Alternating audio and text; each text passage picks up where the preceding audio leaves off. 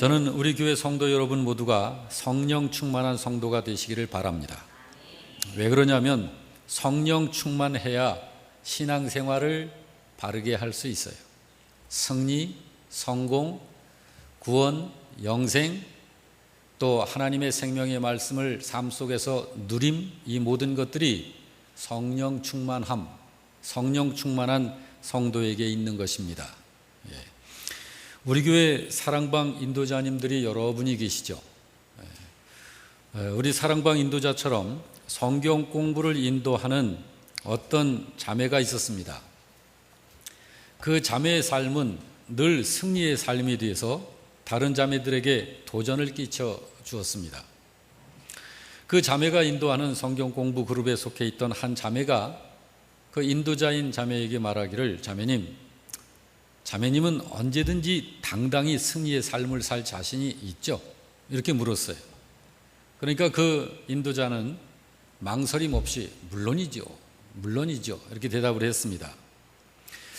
이런 자신감 넘치는 대답에 부럽기도 해서 다시 묻기를, 자매님은 어디서 그런 자신감이 나오는 건가요? 하고 물었습니다. 여러분, 신자 중에는 이렇게 항상 승리의 삶으로 충만한 신자들이 있어요. 자, 그래서 물은 거예요. 어디서 그런 자신감이 나오나요? 그러자 그녀는 곧바로 요한일서 5장 14절 15절의 성경을 암송하면서 말을 하면서 이렇게 이야기를 하는 거예요. 자, 요한일서 5장 14, 15절의 내용이 이것입니다. 그를 향하여 우리가 가진 바 담대함이 이것이니 그의 뜻대로 무엇을 구하면 들으심이라. 우리가 무엇이든지 구하는 바를 들으시는 줄을 안즉 우리가 그에게 구한 것을 얻은 줄을 또한 아느니라.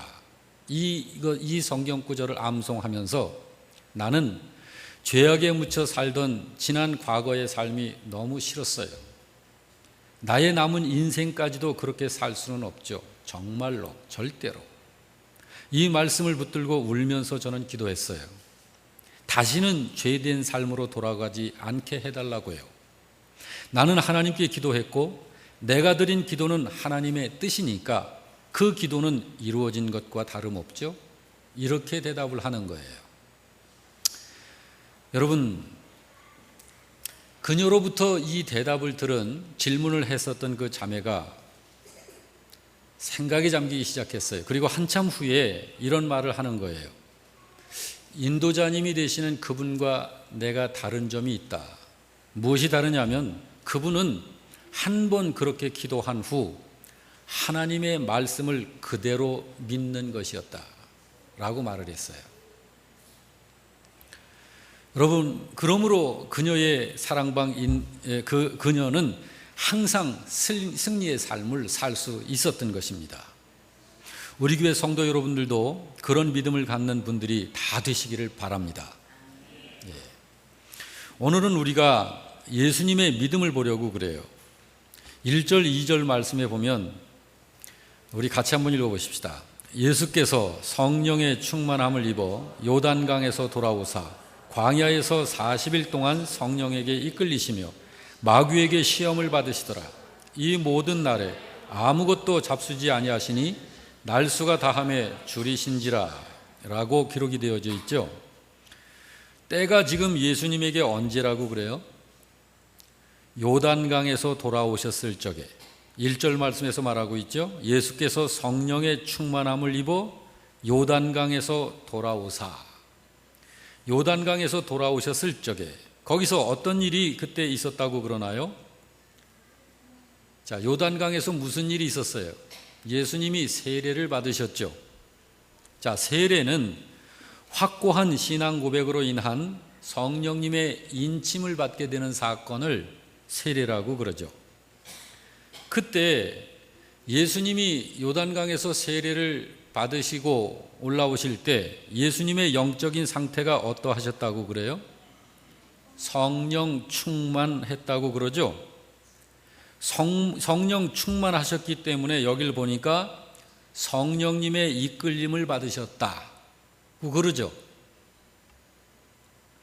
여기 예수께서 성령에게 이끌리셨다는 것은 예수님이 성령님의 이끄심을 따랐다는 이야기예요. 그런데 성령 충만하신 예수님에게 성령님이 무엇을 하셨다고 그래요? 자, 그 성령 충만한 예수님을 이끌어 어떻게 했다고요? 광야에서 40일 동안 예수님이 성령님에게 이끌림을 받았다 그러죠. 그렇죠? 어디에서 이끌림을 받았다? 광야에서. 그래서 예수님이 성령님의 이끌리심을 받아 어떻게 되셨다고 그래요? 마귀에게 시험을 받으시더라 그러죠? 여기 마귀에게 시험을 받게 하셨다라는 건 마귀가 주는 굉장한 어려움 가운데 집어넣으셨다라는 이야기예요. 여러분, 이게 이해가 되시나요? 성령 충만한 신자를, 그것도 성령님께서 어려움 속으로 집어넣으신다고 하는 것이 이해가 되느냐 말이에요. 믿음이 좋아서 성령 충만한 신자라면 성령님께서 지키시고 보호하시고 복을 내려주셔야지, 그러지는 못할 망정 도리어 마귀에게 시험을 받게 하신다는 게 이해가 되느냐 이 말이에요. 여러분, 성경을 보는 눈이 달라야 해요. 이게 이해가 돼야 됩니다. 이게 이해가 돼야만 하나님의 섭리를 제대로 보는 영적인 눈이 열리는 거예요. 여기 예수님이 마귀에게 시험을 받으신 것은 저주를 내려서가 아니에요. 예수님이 저주받아서 그렇게 된 게 아니에요. 예수님의 믿음에 문제가 있거나 예수님에게 무슨 잘못이 있어서가 아닙니다. 도리어 그 반대인 경우가 더 많아요. 믿음이 좋기 때문에 마귀의 시험을 받게 하는 경우도 참 많습니다. 왜냐하면 그 신자는 마귀의 어떤 시험도 이겨낼 것이기 때문이죠. 그러므로 여러분, 얼마든지 믿음 좋은 신자도 마귀로부터 시험을 받을 수 있는 거예요. 여기 예수님이 당신의 그 몸으로 우리들과 똑같은 이 몸을 가지고 우리들의 연약함을 체휼하셨다고 하는 것이, 예수님이 지금 이 현장에서 우리들의 삶, 우리들이 겪어내야 할 그 삶을 예수님이 그 몸으로 친히 지금 겪고 계신 거예요. 성령 충만하신 예수님을 성령께서 광야로 이끌어 데리고 가셔서 마귀에게 시험을 받게 하시는 거예요. 누가? 성령께서. 그 믿음 좋으신 예수님을, 성령 충만하신 예수님을. 얼마든지 믿음 좋은 신자도 마귀로부터 시험을 받을 수 있는 거예요. 이게 중요한 것은 믿음이 있는 신자는 그 어떤 사탄의 유혹과 시험이 있어도 이기고 승리합니다. 그렇지만 믿음이 없는 신자는 그런 것들로 인해 실족하고 넘어지게 되죠. 그렇지만 그런 실족하고 넘어지는 과정을 통해서 믿음이 또한 커나가도록 하시는 것이 하나님의 역사예요. 여기를 보면 광야라고 그러죠. 여러분, 광야에서 살고 싶습니까? 아니면 초장에서 살고 싶습니까? 모두가 다 초장을 원하죠.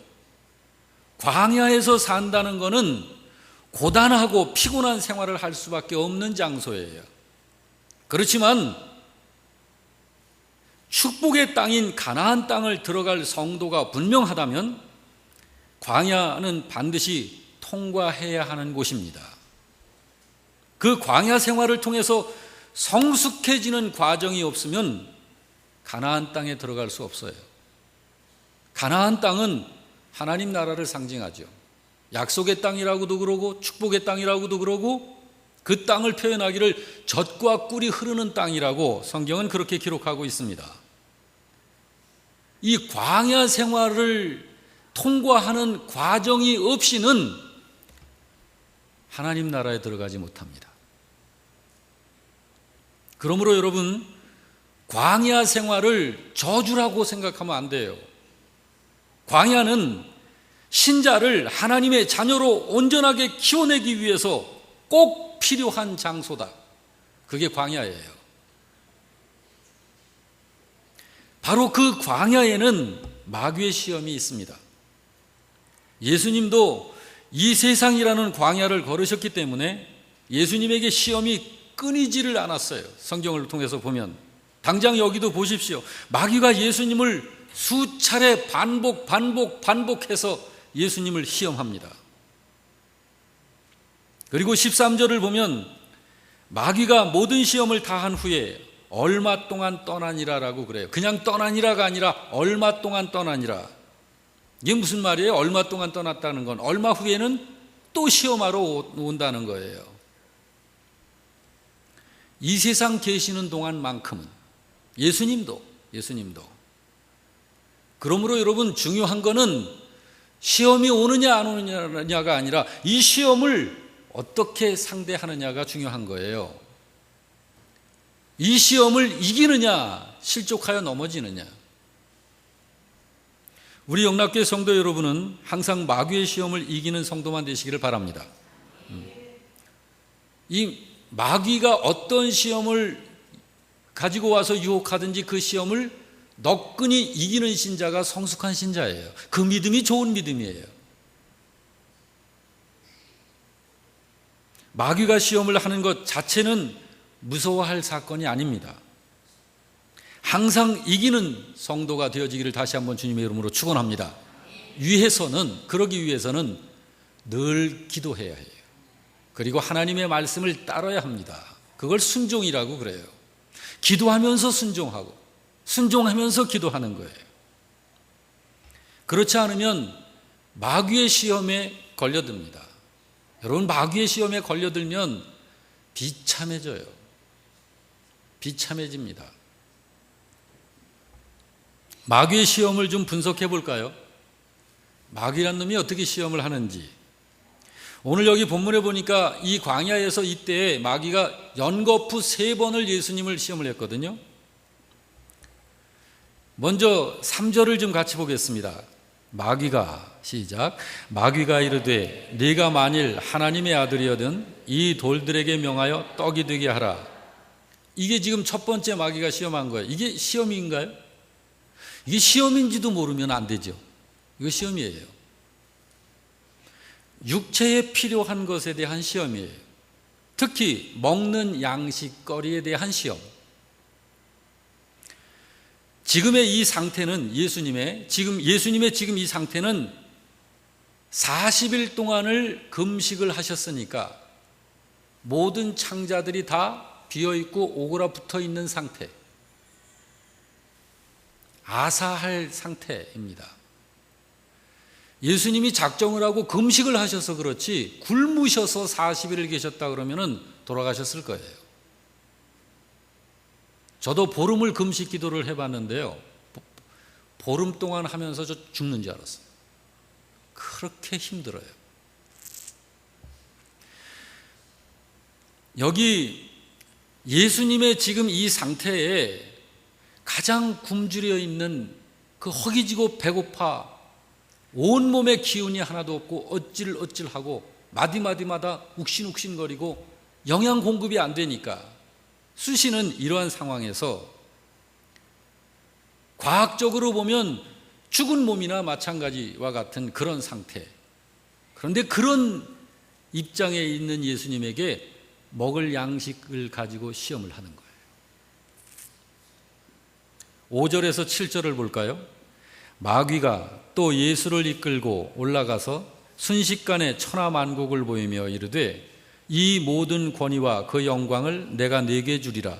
이것은 내게 넘겨준 것이므로 내가 원하는 자에게 주노라. 그러므로 네가 만일 내게 절하면 다 네 것이 되리라. 요거는 두 번째 시험을 하는 거예요. 자, 이 빵을 만들어 먹으라 돌을 가지고 그 시험을 했던 이 마귀가 두 번째 접근을 해서 하는 것이 이 시험을 한 거예요. 이건 무슨 시험이죠? 너의 인생의 목적이 뭐지? 그걸 지금 테스트하는 거예요. 너의 인생의 최대 목적은 행복하게 사는 거 아니야? 자, 사람이 행복하려면 온 천하를 되도록이면 남보다 더 많이 내 것으로 갖는 자가 행복한 거 아니야? 세상 사람 모두가 다 그렇게 사는데 나한테 속하기만 하면 온 천하를 네가 가질 수 있어. 내가 너한테 줄 거니까. 라고 하면서 유혹하는 거예요. 이게 두 번째 유혹이에요. 세 번째 유혹이 있죠. 자, 예수님은 첫 번째 유혹이나 두 번째 유혹에 안 넘어가셨어요. 거기서 승리하셨어요. 다, 두 번 다. 그러니까 세 번째 유혹을 또 하는 거예요. 9절에서 11절. 같이 봅니다. 또 이끌고 예루살렘으로 가서 성전 꼭대기에 세우고 이르되 네가 만일 하나님의 아들이거든 여기서 뛰어내리라. 기록되었으되 하나님이 너를 위하여 그 사자들을 명하사 너를 지키게 하시리라 하였고 또한 그들이 그 손으로 너를 받들어 네 발이 돌에 부딪히지 않게 하시리라 하였느니라. 이거는 무슨 시험이냐면, 자, 첫 번째는 가장 허기져 있을 적에 죽기 직전에 이런 아사 상태와 같은 이 상황에서 양식거리를 가지고 유혹을 했어요. 가장 취약한 그런. 자, 두 번째는 인생의 목적을 터치한 거예요. 넌 뭐 때문에 세상 사니? 행복을 위해서 사는 거 아니겠어? 행복하려면 세상에 있는 것들을 소유할수록 행복해지는 거잖아. 다 그렇게 살잖아, 세상이. 그러니까 너 나한테 속해. 그럼 내가 세상 건 너한테 줄게. 이걸 유혹한 거예요. 세 번째는 이건 무슨 유혹일까요?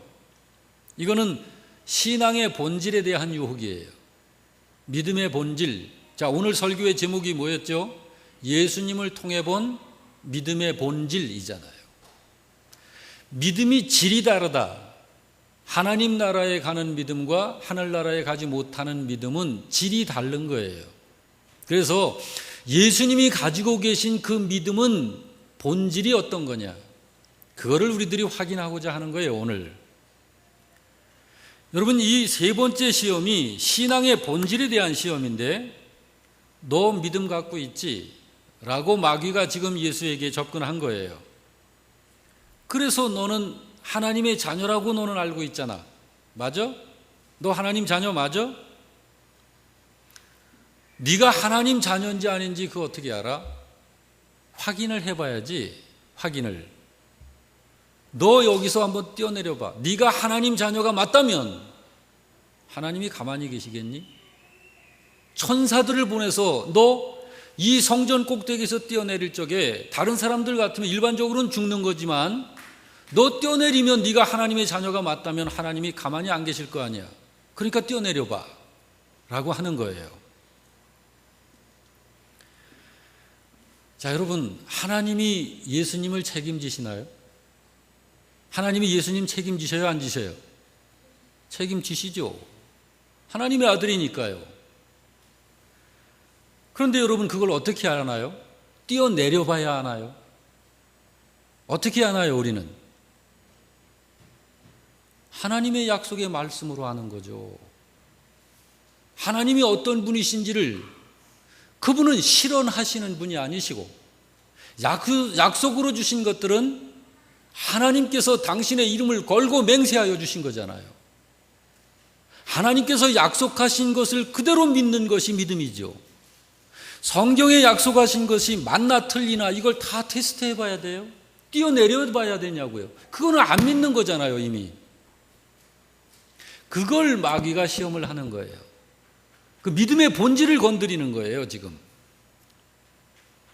그러니까 마귀는 한번 확인해 봐. 하나님이 너를 책임지시는지 안 지시는지. 그래서 말씀의 신앙이 되지 못하도록 예수님을 유혹하는 거예요. 이게 믿음의 본질을 지금 유혹하는 거예요.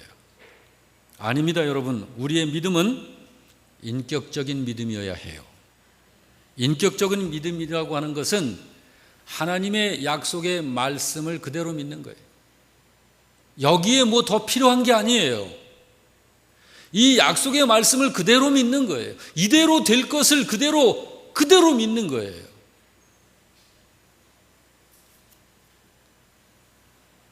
하나님께서 이렇게 말씀하셨잖아요. 믿음은 들음에서 나는 것이다. 그리고 무엇을 들을 때 믿음이 나? 그리스도의 말씀으로 말미암는 거예요. 여러분, 그리스도가 누구신가요? 하나님의 아들이시잖아요. 더 정확히 얘기하자면 하나님의 본체시잖아요. 하나님이시라고요, 그분이. 그분의 말씀을 들을 때 믿음이 생기는 거지, 그 말씀이 맞나 틀리나 시험을 해봐서 믿음이 생기는 게 아니에요. 주님의 말씀을 들을 때, 그때 하나님께서 은혜의 역사를 작동하셔서 믿음이 생기는 거예요. 그러므로 시험을 이기는 것도 당연히 말씀으로 시험을 이기는 거예요. 예수님은 3번의 시험 모두를 말씀으로 이기셨죠. 자, 첫 번째 시험이 뭐였었죠? 돌을 양식으로 만들어 먹어라. 그걸 어떻게 이기셨나요? 4절 말씀에 다 같이, 예수께서 대답하시되 기록된 바 사람이 떡으로만 살 것이 아니라 하셨어. 사람이 떡으로만 살 것이 아니야. 이게 맞아요, 틀려요? 맞죠? 근데 그걸 이야기한 근거가 뭐예요? 자기 생각인가요? 기록되어 있기를, 여기에 기록되어 있기를. 이게 뭔데요? 하나님의 말씀.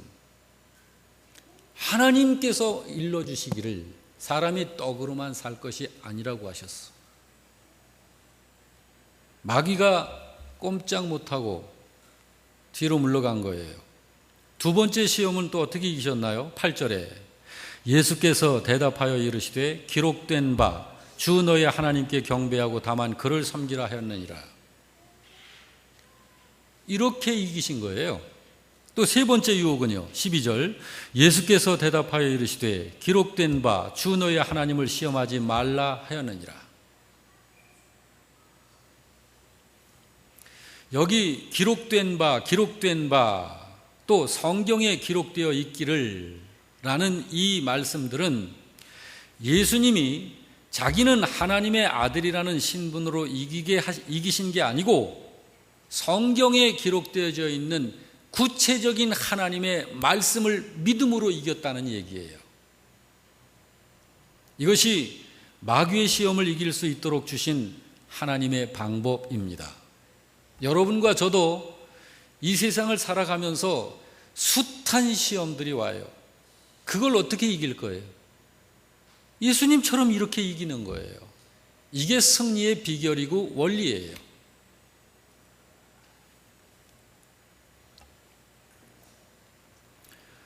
그러므로 여러분, 우리가 하나님의 말씀에 대한 풍부한 지식과 믿음을 갖는 것이 얼마나 중요한 것인가를 우리는 알 수 있죠. 그러므로 성경 공부해야 해요. 성경 공부해야 해요. 여러분, 제가 이 성경을 읽고 연구하고 공부하는 것이 지금 50년. 그런데도 요즘에 성경 공부하면 생수처럼 새로운 양식이 흡수돼요. 50년을 공부했으니까 그만해도 되겠죠. 그렇지만 안 그렇더라고요.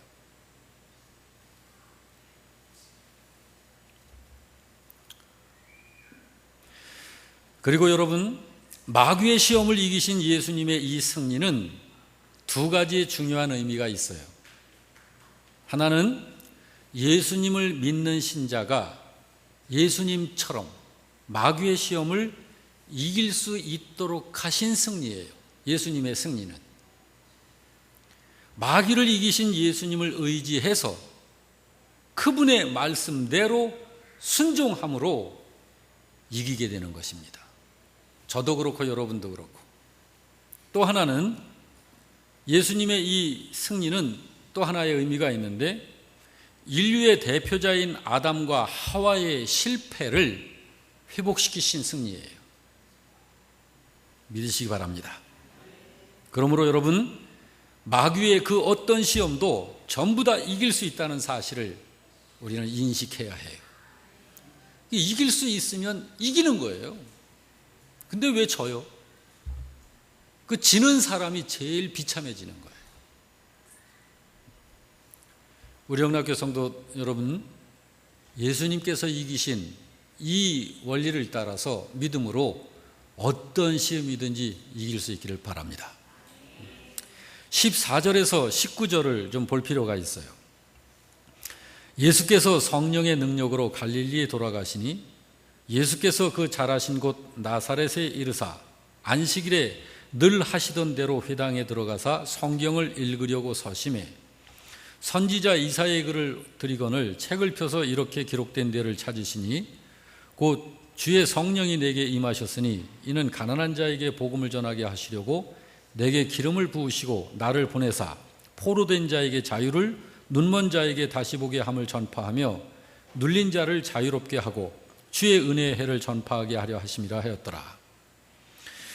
여러분, 성령 충만하신 예수님께서 안식일에 하시는 게 뭐였어요? 여기 16절에 보니까 16절을 한번 같이 보죠. 안식일에 늘 하시던 대로 회당에 들어가사 성경을 읽으려고 서셨다 그러죠. 예수께서 안식일에 하시는 것이 말씀이에요. 말씀을 읽고 연구하고 가르치시는 일을 하신 거예요. 오늘은 예수님이 찾으신 성경이 어디라고 그래요? 17절에서 19절 말씀에 선지자 이사야의 글을 들이거늘 책을 펴서 이렇게 기록된 데를 찾으시니 곧 주의 성령이 내게 임하셨으니 이는 가난한 자에게 복음을 전하게 하시려고 내게 기름을 부으시고 나를 보내사 포로된 자에게 자유를 눈먼 자에게 다시 보게 함을 전파하며 눌린 자를 자유롭게 하고 주의 은혜의 해를 전파하게 하려 하심이라 하였더라 라고 하는 그곳을 찾으신 거죠. 지금 이게 무슨 말씀인가요? 성령께서 예수에게 임하신 목적을 이야기하시죠. 성령께서 예수에게 임하신 목적, 구약 성경에 지금 예수님이 이 책을 펼쳐 들고 계신 이때로부터 구약 성경 이사야는 약 750년 전의 성경이에요. 근데 그 750년 전에 예언되어져 기록되어져 있는 그곳을 찾으시고 지금 이걸 읽으신 거예요. 그러면서 성령께서 예수에게 임하신 목적, 그러니까 예수는 당신 자신이잖아요.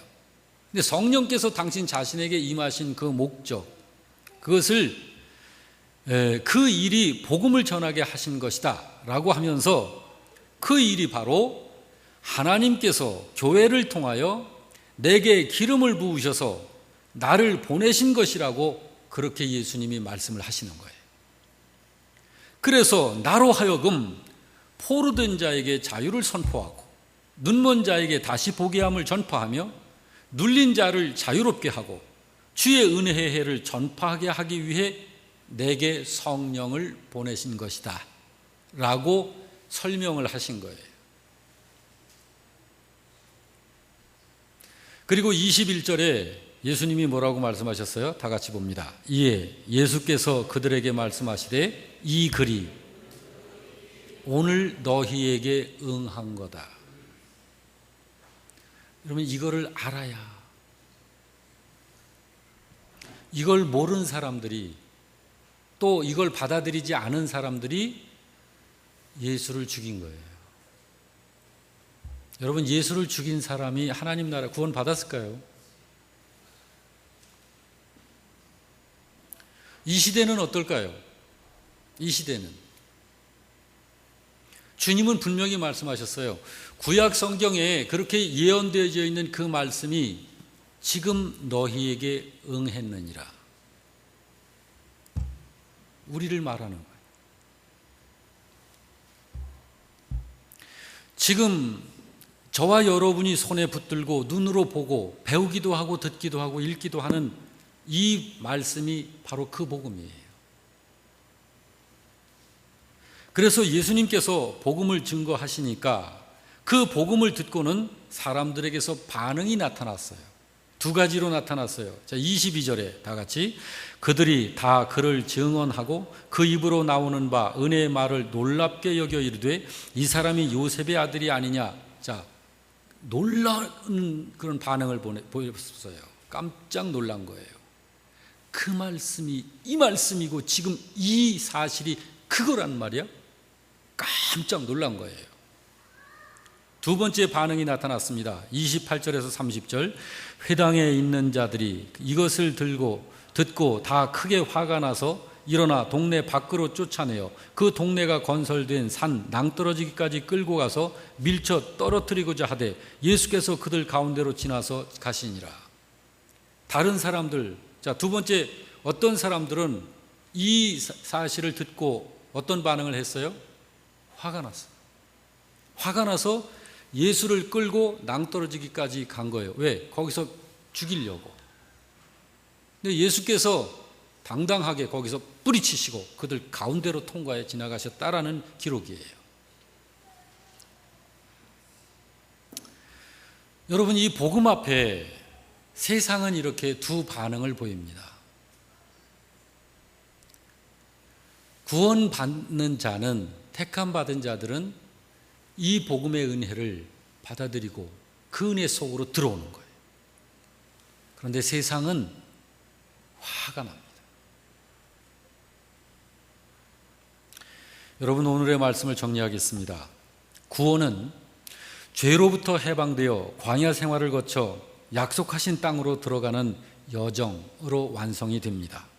하나님은 그것을 구약의 이스라엘 백성들을 통해서 교훈하셨죠. 애굽은 억압과 묶임과 속박으로 자유의 삶을 살 수 없는 장소를 상징합니다. 세상을 말합니다. 그리고 광야는 죄로부터 벗어난 후에 하나님의 은혜를 깨달아가며 말씀으로 사는 삶을 배워 성장해 갔던 장소가 광야입니다. 역시 세상입니다. 그리고 가나안은 하나님이 이스라엘 백성들에게 약속하신 축복의 땅입니다. 하나님 나라를 상징합니다. 여러분, 저와 여러분에게 있어서 그 여정은 예수를 믿지 않던 삶에서 회개함을 통해서 예수님을 주님으로 영접한 다음에 하나님의 말씀으로 사는 삶으로 우리 자신을 만들어 가다가 하나님 나라에 들어가게 되므로 완성되어지게 되는 것입니다. 오늘 우리들에게서는 애굽과 광야와 가나안은 바로 우리 각자가 살고 있는 이 세상이 그 장소입니다. 지금 이 장소가 어떤 사람에게는 애굽이 될 수 있고 어떤 사람에게는 광야가 될 수 있습니다. 어떤 사람이 애굽이 되고 광야가 각자 되는지는 여러분이 오늘 말씀을 통해서 여러분들이 깨달으시기를 바랍니다. 그래서 현재 이 세상이 각자의 성도들에게 애굽이 되기도 하고 광야가 되기도 하고 가나안의 삶을 벌써 시작한 그런 신자가 있기도 하는 것입니다. 그래서 예수님을 알지 못하고 사는 사람에게는 이 세상이 곧 애굽인 것이며 예수님을 주님으로 영접한 사람에게는 이 세상이 광야이어서 늘 말씀을 듣고 배움을 통하여 말씀으로 사는 삶을 익혀나가는 장소가 되는 것이에요. 이 세상이. 그런 사람은 이미 이 세상에서 하나님 나라로 존재하다가 삶을 마칠 때에 그 나라에 입성하게 되는 것입니다. 예수님이 마귀에게 시험 받으신 것은 저주를 받아서가 아니죠. 믿음이 문제가 있거나 잘못돼서도 아닙니다. 얼마든지 믿음 좋은 신자도 마귀로부터 시험과 유혹을 받을 수 있는 것입니다. 믿음이 있는 신자와 믿음이 없는 신자의 차이는 그것들로 인해서 승리하고 극복하느냐 아니면 실족하고 넘어지느냐 여기에서 달라지는 것입니다. 광야 생활은 고단하고 피곤한 생활을 할 수밖에 없는 곳입니다. 그 광야는 너나 할 것 없이 다 통과해야 하는 곳이에요. 광야 생활을 통해서 성숙해져야 하는 과정이 없이는 가나안 땅에 들어갈 수 없습니다. 그러므로 여러분, 광야를 저주라고 생각하면 안 됩니다. 광야는 나를 하나님의 자녀로 온전하게 키워내시기 위해서 꼭 필요한 장소라고 우리는 그렇게 인식하고 살아야 합니다. 그 광야에서는 마귀의 시험이 있습니다. 중요한 것은 그 시험들을 어떻게 대하느냐 하는 것입니다. 믿음으로 대하느냐 나의 경험과 나의 생각으로 대하느냐? 우리 영락교회 성도 여러분은 항상 마귀의 시험을 이기는 성도만 되시기를 주의 이름으로 축복합니다. 마귀가 시험을 하는 것 자체를 무서워하지 마시고 항상 이기는 성도가 되도록 기도하며 순종하는 삶을 사는 것이 그 비결입니다. 오늘의 말씀을 통해서 예수님을 통해 본 믿음의 본질, 이것을 좀 더 선명하게 여러분 확인이 되었을 줄로 믿습니다. 여러분의 생명의 양식으로 삼으시길 주의 이름으로 축복합니다.